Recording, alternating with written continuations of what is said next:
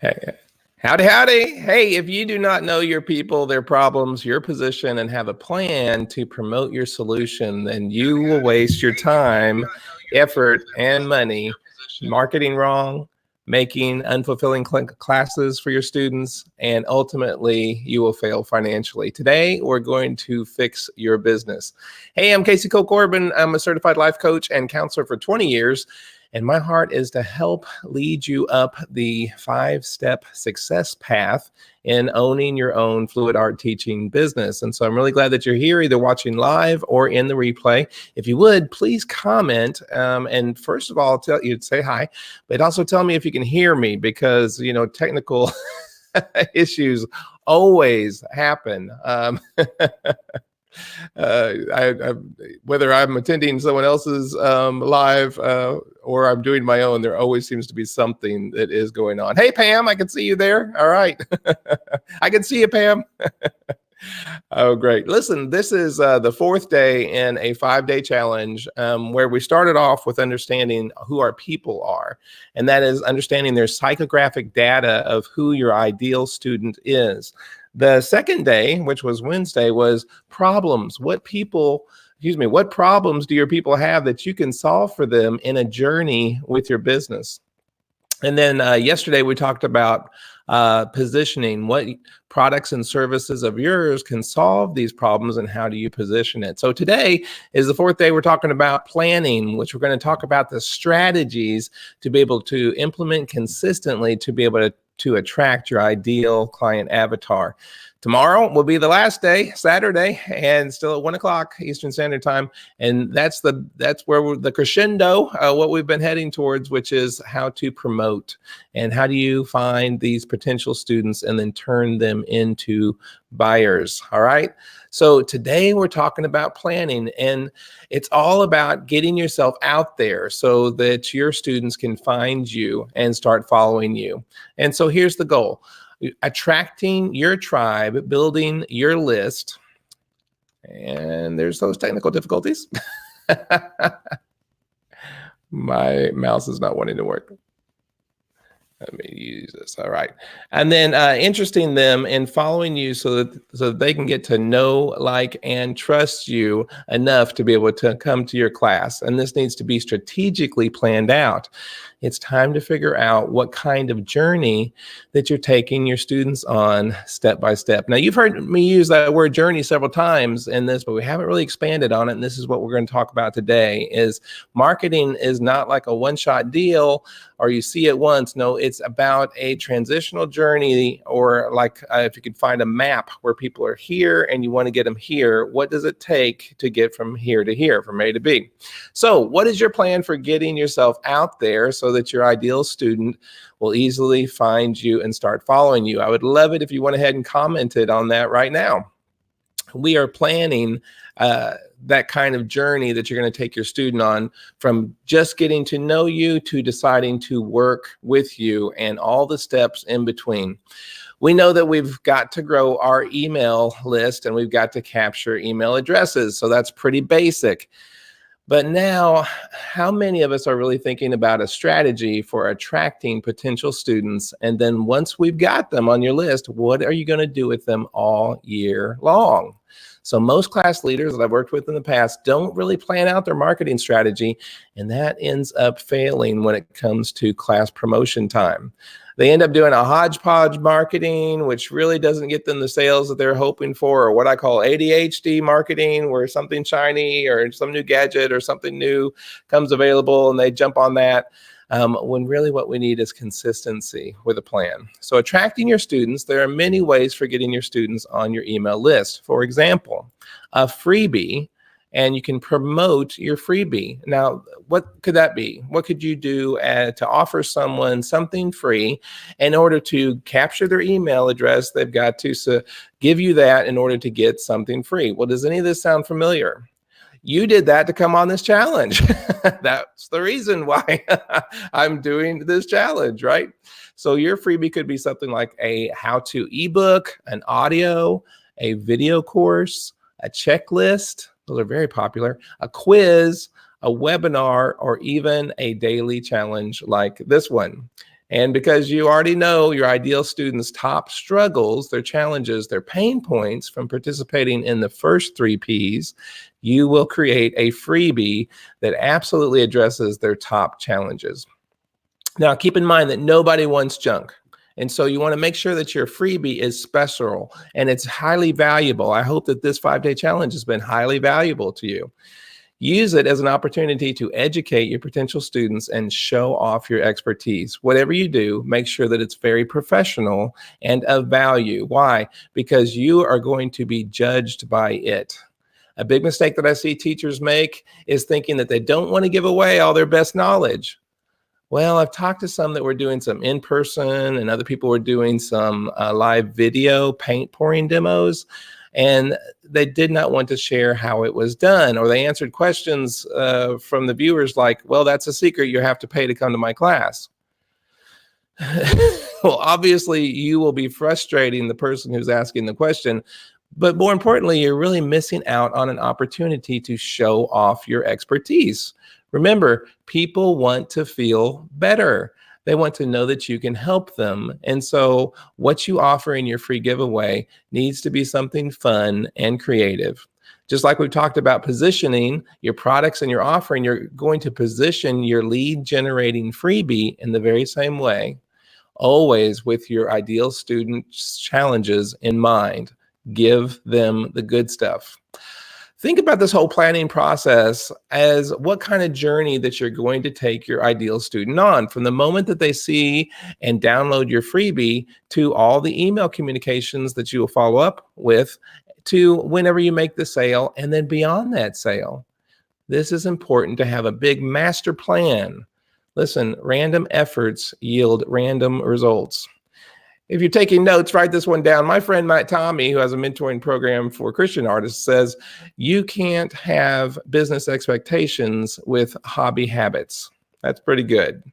Most entrepreneurs are the ones that actually sit down and map out their on paper their ideal students' entire journey through their business.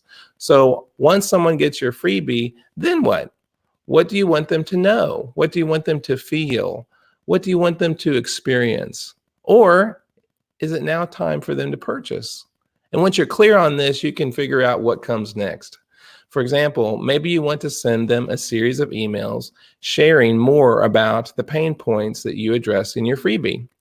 Maybe you want to share your own hero's journey of how you overcame obstacles and how this way they can get to know you personally. You may have noticed that I share pretty openly about my challenges and my struggles and my imperfections. Why? Well, people can relate to me better since everyone has challenges.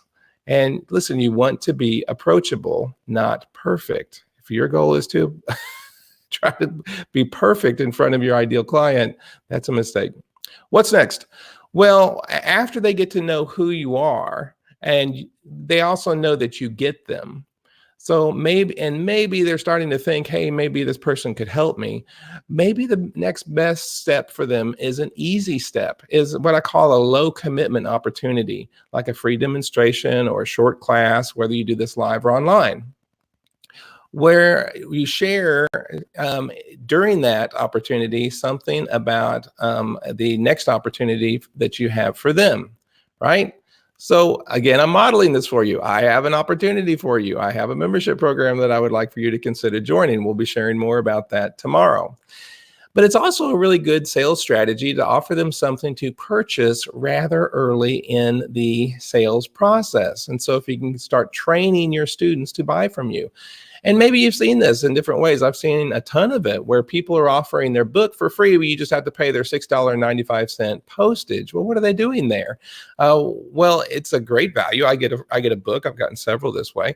I had to put a little bit of skin in the game for the postage, and they are also collecting, it's lead generating for them because they're collecting my email and my other contact information to be able to send me this physical book or this email book or this ebook. And when it comes time to invest in a larger ticket item, since they have already put a little skin in the game, they've already put a little money into the pot, they have a stronger tendency to buy later. I remember when I first started online, I loved teaching webinars, but I really never asked anyone to buy anything on them. I had never been taught how to structure a journey that my people had to go with me and then position my webinar to be able to sell a product or a service. I didn't even know I could do that. And once I learned that I could do that, listen, that was life-changing for my business. And it's definitely a skill worth learning.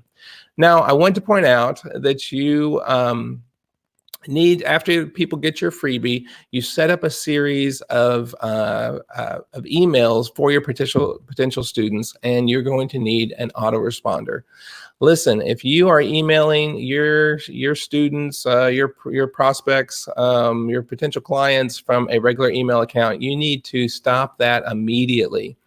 People need to be able to unsubscribe with just one click, and an autoresponder allows that. Now, that can be any number of services that are out there. It can be Constant Contact, it can be MailChimp, it can be MailerLite, GetResponse, Aweber, ActiveCampaign. Any of these things will do. However, even folks who have been using an autoresponder forever don't necessarily have them set up best to be able to use the key features that they offer. If you have an autoresponder, you want to make sure that you make your life easy on yourself by writing out follow-up emails ahead of time, including the ones that you're offering your program, your class, or your product for sale.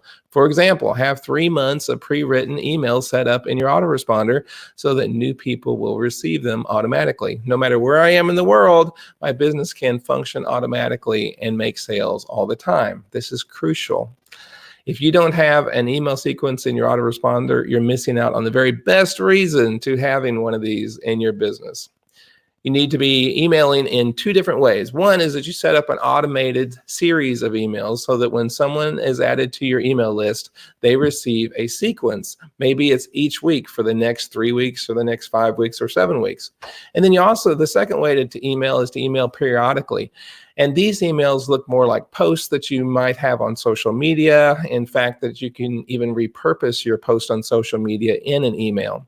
And there's going to be more about this tomorrow as we talk about how to promote.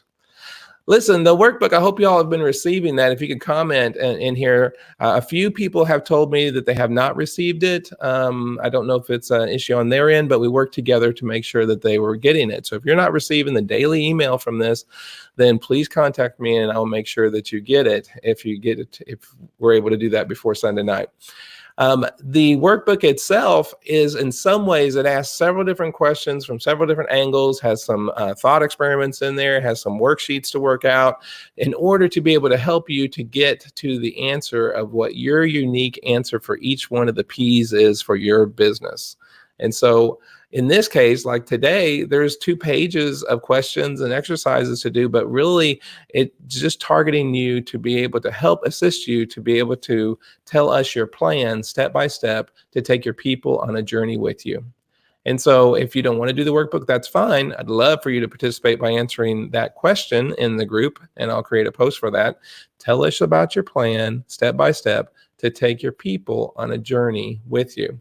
Hey, tomorrow will be your only opportunity for some people to join us live, since it's the weekend and some people are working that 9 to 5, right? And this was planned this way, hoping that we can at least catch some of you live that maybe I haven't been able to catch during the week. By the way, if you need to catch up, do so quickly, because all of this comes down Sunday night. But they're only about 15 minutes a piece, so you can Netflix them pretty quick and get it all down. I hope to see you live tomorrow when we hit the crescendo of these 5 Ps, which is promotion. And then later that night at about 8:30 p.m. Eastern Standard Time, it will be our last Q&A session with Kathy and I. And so the best way to handle that is to go ahead and, as you think about a question, jump over into the post that says Ask Casey and type in your question there, and we will make sure that we do that. We had a Q&A last night, and we answered some questions by Vanessa and Virginia and Nancy. And so, guys, if you haven't watched those yet, then you might want to give that some of your time and attention. So, all right, well, we are just under 15 minutes, and so I'm going to go ahead and end this thing. I am really glad that you guys are here. I've really enjoyed this week with you, and I'll see you tomorrow. Bye-bye.